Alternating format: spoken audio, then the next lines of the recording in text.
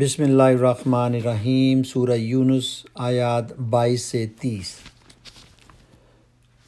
وہ اللہ ہی ہے جو تم کو خشکی اور تری میں چلاتا ہے، چنانچہ جب تم کشتیوں میں سوار ہو کر باد موافق پر فرحاں و شاداں سفر کر رہے ہوتے ہو، اور پھر یکایک باد مخالف کا زور ہوتا ہے اور ہر طرف سے موجوں کے تھپیڑے لگتے ہیں اور مسافر سمجھ لیتے ہیں کہ طوفان میں گر گئے، اس وقت سب اپنے دین کو اللہ ہی کے لیے خالص کر کے اس سے دعائیں مانگتے ہیں کہ اگر تو نے ہم کو اس بلا سے نجات دے دی تو ہم شکر گزار بندے بنیں گے۔ مگر جب وہ ان کو بچا لیتا ہے تو پھر وہی لوگ حق سے منحرف ہو کر زمین میں بغاوت کرنے لگتے ہیں۔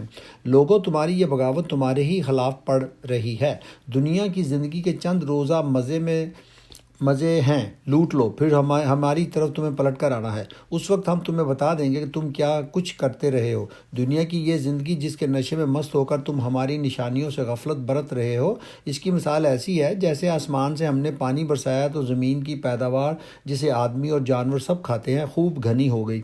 پھر عین اس وقت جب کہ زمین اپنی بہار پر تھی اور کھیتیاں بنی سنوری کھڑی تھیں اور ان کے مالک سمجھ رہے تھے کہ اب ہم ان سے فائدہ اٹھانے پر قادر ہیں، یکایک رات کو یا دن کو ہمارا حکم آ گیا اور ہم نے اسے ایسا غارت کر کے رکھ دیا کہ گویا کل وہاں کچھ تھا ہی نہیں۔ اس طرح ہم نشانیاں کھول کھول کر پیش کرتے ہیں ان لوگوں کے لیے جو سوچنے سمجھنے والے ہیں۔ تم اس ناپائیدار زندگی کے فریب میں مبتلا ہو رہے ہو اور اللہ تمہیں دارالسلام کی طرف دعوت دے رہا ہے۔ ہدایت اس کے اختیار میں ہے، جس کو وہ چاہتا ہے سیدھا راستہ دکھا دیتا ہے۔ جن لوگوں نے بھلائی کا طریقہ اختیار کیا ان کے لیے بھلائی ہے اور مزید فضل۔